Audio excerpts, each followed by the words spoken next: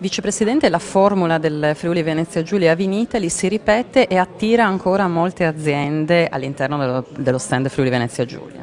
Devo dire che anche quest'anno, in momenti così anche difficili, di crisi, la nostra presenza a Vinitaly sarà importantissima, esattamente sui livelli dello scorso anno, quindi ritocchiamo il record di presenze, oltre 180 aziende, 104 nelle nostre postazioni che sono standard, quindi le riempiamo completamente, e oltre 80 invece a titolo individuale, sempre nello stand dove è presente il Friuli Venezia Giulia, ma con singoli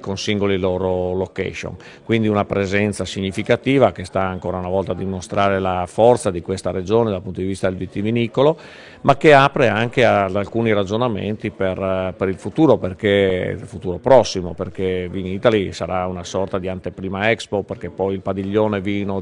dell'Expo sarà una delle location più visitate, più importanti di questa manifestazione così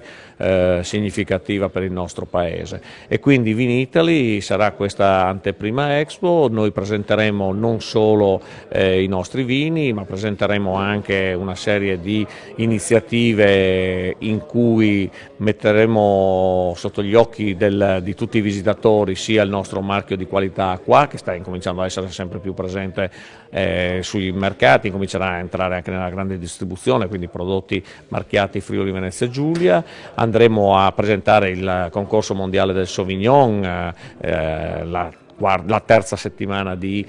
maggio, che si svolgerà fra Corno di Rosazio e Butrio, prima volta in Italia il mondiale appunto del Sauvignon, che nelle passate edizioni era invece organizzato in Francia, e andremo anche a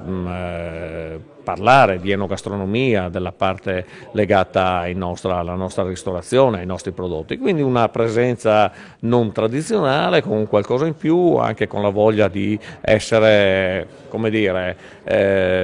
presenti come sistema Friuli Venezia Giulia, anche se ormai tutti usano questa orribile parola, sistema Friuli Venezia Giulia, ma insomma quell'insieme di quei sapori, di quelle emozioni che il Friuli Venezia Giulia può dare a chiunque venga a trovarci.